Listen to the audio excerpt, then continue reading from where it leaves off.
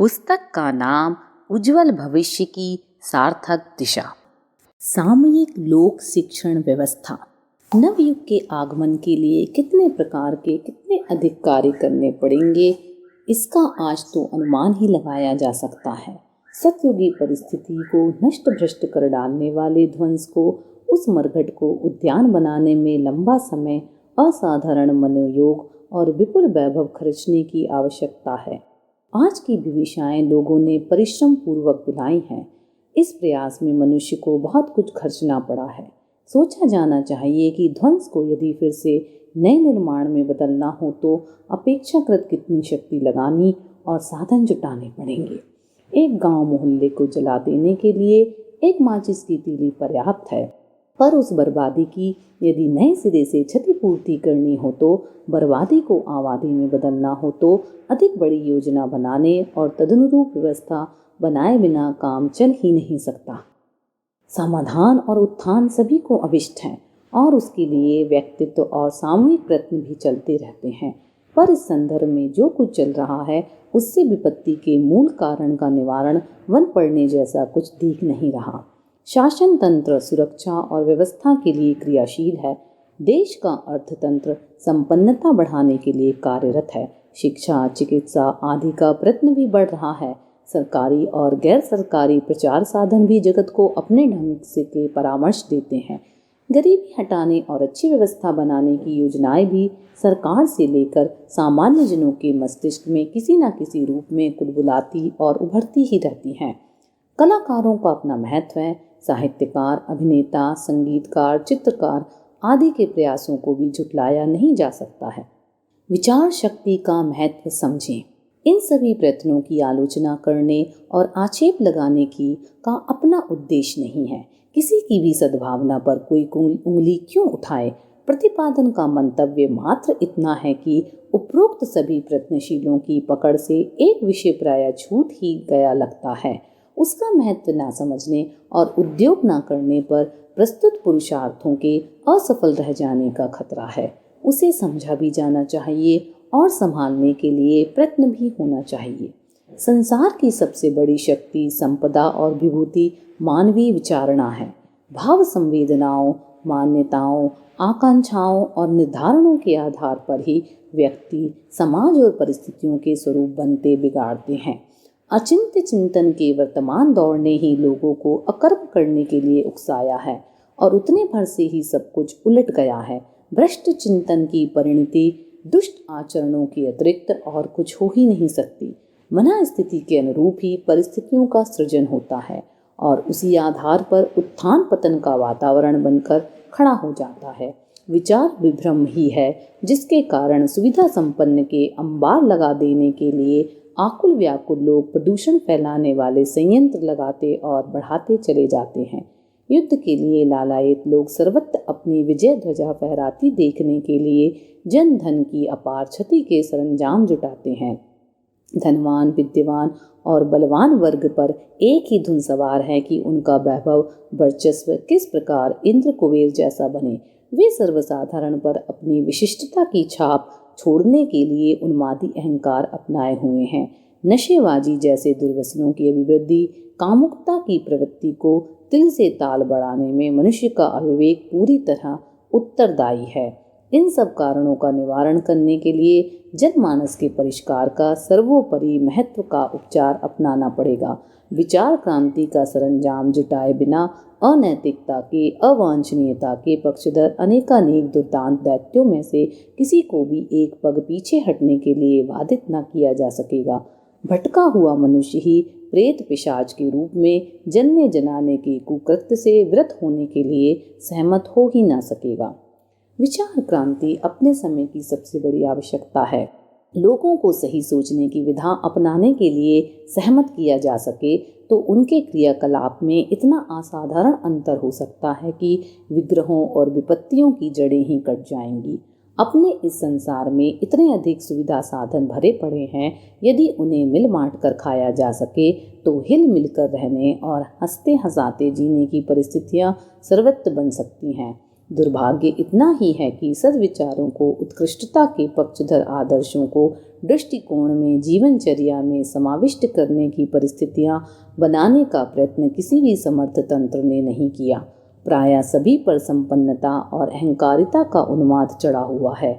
ऐसी दशा में सुख शांति से रहने, जीने और जीने देने का संयोग कैसे बन पड़े। अच्छा होता समर्थ शक्तियाँ विचार परिष्कार को लक्ष्य मानती और उसे सुसंपन्न बनाने के लिए एकजुट होकर बढ़ती। इतना बन पड़ने पर भी उन सभी समस्याओं का सहज समाधान निकल आता जो हर किसी को उद्विग्न, आशंकित एवं आतंकित बनाए हुए हैं। प्रशिक्षण व्यवस्था तत्काल बने। इन दिनों यह प्रतीक्षा नहीं की जा सकती कि मूर्धन्य लोग सही सोचने और सही करने के लिए सहमत हों तभी कुछ किया जाए। उनकी अपनी अपनी सोच और अपना अपना निर्धारण है। उन्हें कैसे पुकारा और कैसे समझाया, सहमत किया जाए। आगे अपनों को ही बढ़ाना पड़ेगा। अपने मरे बिना स्वर्ग दिखता नहीं। इस उक्ति को ध्यान में रखना होगा और वह साहस जुटाना पड़ेगा जिसके आधार पर कार्तिकी अमावस्या की सघन तमिस्त्रा से जूझने के लिए छोटे छोटे दीपकों ने वातावरण को जगमगा कर रख दिया था। सूर्य, चंद्र जैसे समर्थों के उस आड़े समय में अपने अनुदानों की अनुकंपा से इनकार कर देने पर यह विकल्प बन रहा था कि दीपक जलें और अपनी तुच्छता का असमंजस ना करें और चिंगारी के ज्वालमाल बनने की अनंत संभावना का स्मरण करते हुए एकला चलो रे साहस जुटाएं। विगत आधी शताब्दी से इस संदर्भ में प्रयोग परीक्षण होता भी रहा है। प्रज्ञा परिजनों के एक छोटे समुदाय ने स्वल्प साधनों के आधार पर नवसृजन के क्षेत्र में एक कीर्तिमान स्थापित कर दिखाया है, तो उसी उपक्रम को बड़े रूप में विस्तृत क्षेत्र में अगणित जीवंतों को समेट बटोर कर ऐसा कुछ क्यों नहीं किया जा सकता जो जनमानस को अभिनव चिंतन अपनाने के लिए विवश कर सके। जो प्रशिक्षण अन्य वर्गों द्वारा उपेक्षित कर रखा गया है उसे अपनों द्वारा अपनाया जाना चाहिए और उसे व्यापक क्षेत्र में सुविस्तृत करने के लिए कटिबद्ध होना चाहिए। हमें ऐसे शिक्षण तंत्र को खड़ा करने के लिए कटिबद्ध होना चाहिए जो दूसरों द्वारा अनम्यता दिखाए जाने से उत्पन्न हुई रिक्तता की पूर्ति करने में एक निष्ठ भाव से एक लक्ष्य पर अपनी समूची शक्ति भर केंद्रीभूत रह सकें। हमारी रट होनी चाहिए जनमानस का आदर्शवादी परिष्कार। इसी संदर्भ में सोचे, ऐसा ही तारतम्य बिठाएं।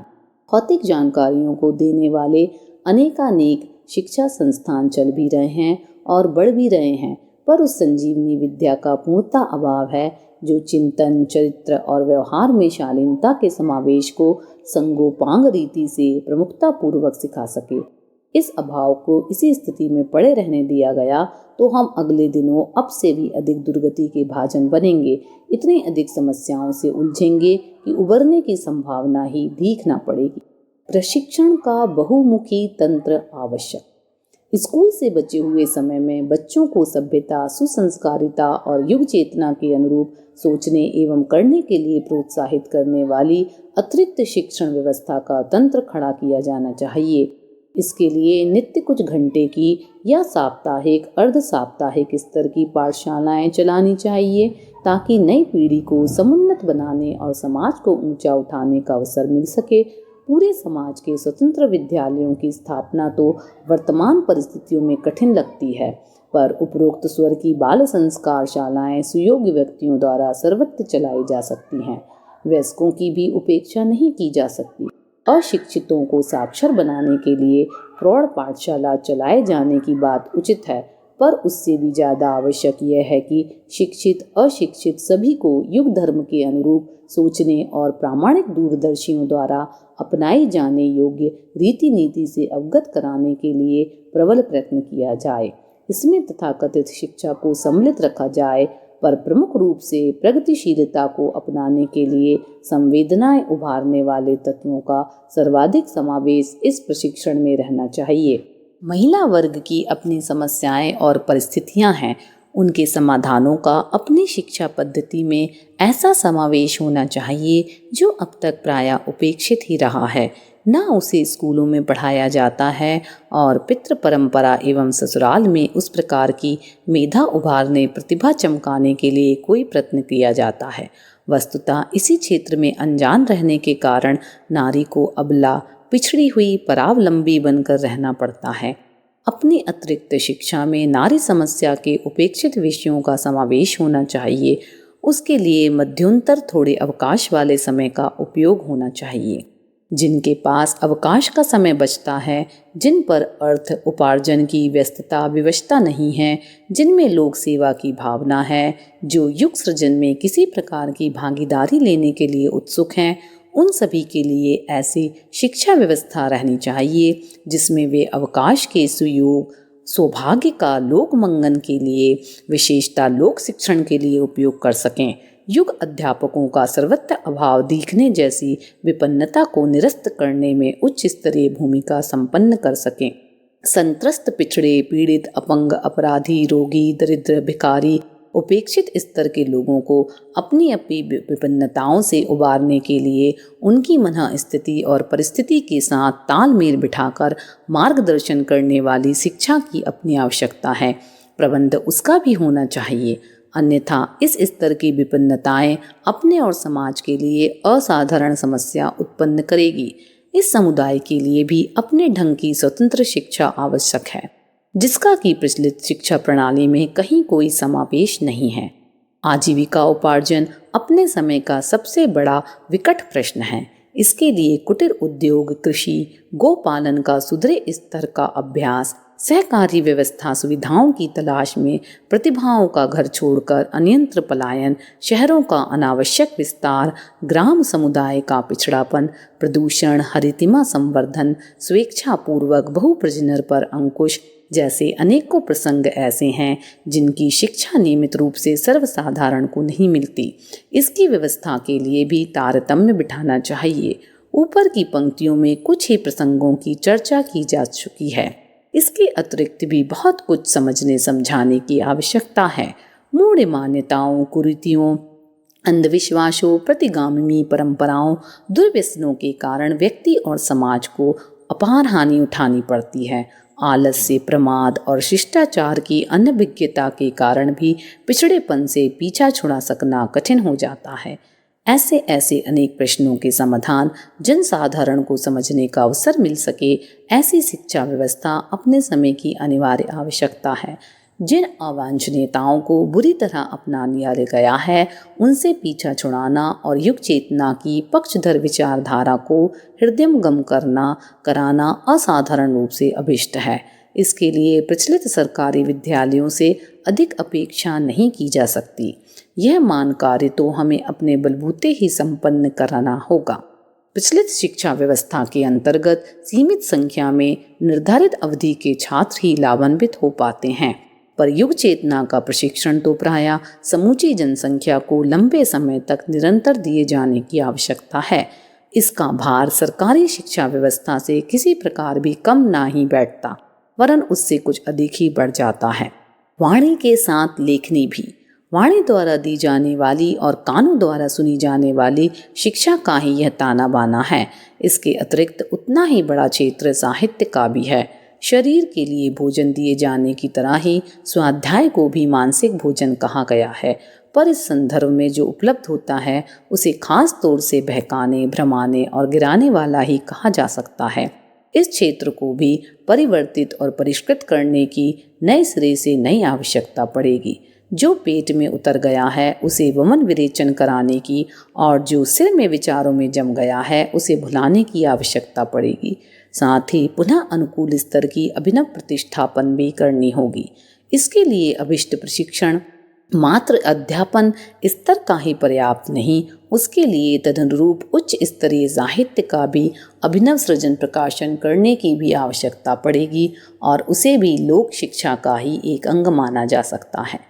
हर व्यक्ति उपयुक्त साहित्य सदा खरीदने की स्थिति में नहीं होता, इसलिए अभिनव विद्यालयों की तरह उसे प्रयोजन के लिए पुस्तकालयों की भी व्यवस्था करनी पड़ेगी कि शिक्षितों को पढ़कर अशिक्षितों को सुनाकर प्रकाश पाने का सहयोग मिल सके। प्रशिक्षण को मनोरंजन के आधारों के साथ भी जोड़ना पड़ेगा। पर्व, त्योहार, उत्सव, मेले, प्रदर्शनियाँ, अभिनय, गीत, संगीत, फिल्म, वीडियो, टेप रिकॉर्डर, लोक नृत्य, कथा कीर्तन आदि माध्यम इन दिनों तो परंपराओं की लकीर भर पीटते हैं। रामलीला, रासलीला आदि में अपने ढंग का मनोरंजन भर बन पड़ता है। पर इन सभी क्षेत्रों को यदि उद्देश्यपूर्ण बनाया जा सके तो उसकी प्रतिक्रिया जनमानस के निर्माण में असाधारण रूप में सहायक सिद्ध हो सकती है। शिक्षा का कितना महत्व है उसकी गंभीरता पूर्वक विवेचना करने पर प्रतीत होता है कि उसमें व्यक्तित्व को समान रूप से परिष्कृत करने के स्रोत विद्यमान हैं। प्राचीन काल की गुरुकुल पद्धति गृहस्थों द्वारा संचालित होती थी। वह अपने परिकर से ऐसे नर रत्नों को प्रचुर परिमाण में उत्पन्न करती थी जो समाज के हर पक्ष को प्रभावित करते और आदर्शों के अनेकानेक उदाहरण प्रस्तुत करते थे। उन्हीं के कारण वह समय हर दृष्टि से सराहनीय बन पड़ा था। मूक दर्शक ना बने कुछ करें। आज की शिक्षा विद्यार्थियों के लिए सर पर गधे के बोझ जितना भार तो लादती है, पर बदले में बहुत कम लोगों को आजीविका उपार्जन तक का अवसर दे पाती है। शिक्षित बेकारों की बढ़ती संख्या और उनके द्वारा अपनाई जाने वाली गतिविधियों की समीक्षा करने पर निराशा ही हाथ लगती है। पर क्या किया जाए, वह समूचा तंत्र तो साधन शासन के अधीन है। निर्धारणकर्ताओं को तथ्यों के अनुरूप ढलने बदलने के लिए सहमत कर सकना कम से कम इन दिनों तो अति कठिन ही समझा जा सकता है। प्रगतिशील देशों ने जहां अपने शिक्षा में ऐसे परिवर्तन किए हैं जिनके आधार पर जनसाधारण को उद्देश्यपूर्ण शिक्षा निर्देशन मिल सके, वह समय आएगा तो अपने यहाँ पर भी, पर उसमें परिस्थितियों को देखते हुए विलंब लगता दिखता है। ऐसी दशा में मूक दर्शक बने रहना ठीक ना होगा। हमें जन स्तर पर ही सही जो इन दिनों बुरी तरह अखर रहा है, जो विषय स्कूली शिक्षा में छूटे गए हैं, उनकी पूर्ति के लिए जन स्तर पर अनेक प्रकार के प्रशिक्षणों का प्रबंध करना चाहिए। उसके लिए उपयुक्त प्रबंधकों, अध्यापकों का प्रबंध करना चाहिए। साथ ही आवश्यक साधन जुटाने में भी पीछे नहीं रहना चाहिए। व्यक्ति और समाज के अधिकांश कार्य और खर्च ऐसे हैं जो बिना सरकार की सहायता के अपने बलबूते पर चलाने पड़ते हैं। अन्न, वस्त्र, चिकित्सा, परिवार पोषण, विवाह शादी, आजीविका उपार्जन, मनोरंजन आदि दैनिक कृत्यों के अधिकांश प्रबंध हर किसी को निजी व्यवस्था के आधार पर ही जुटाने पड़ते हैं। इन्हीं महत्वपूर्ण कार्यों में एक विधा उस शिक्षा व्यवस्था की भी जुड़नी चाहिए जो स्कूलों में उपलब्ध न होने पर भी नितांत आवश्यक समझी जाती है। सरकार टैक्स भर वसूल करती है, उसके चुकाने के अतिरिक्त भी हमें निजी कार्यों में पुण्य परमार्थ में बहुत कुछ खर्चना पड़ता है। इन्हीं कार्यों में एक कार्य लोक शिक्षण की अभिनव आवश्यकता को भी सम्मिलित किया जा सकता है। उसके लिए साधन जुटाने में उसी रीति नीति को सम्मिलित किया जा सकता है जिसे युग सृजन आंदोलन के भागीदारों ने पिछले दिनों निवाहा और चमत्कारिक स्तर का सृजन कार्य कर दिखाया है। स्वेच्छापूर्वक 1 घंटा समय और 20 पैसा नित्य का अनुदान प्रस्तुत करते हुए कुछ लाख व्यक्तियों का समुदाय नवनिर्माण की गतिविधियों को पिछले दिनों अग्रगामी बनाता रहा है। अब उस वर्ग ने इतना साहस जुटा लिया है कि नया संसार बसाएंगे, नया इंसान बनाएंगे का उद्घोष कर सके।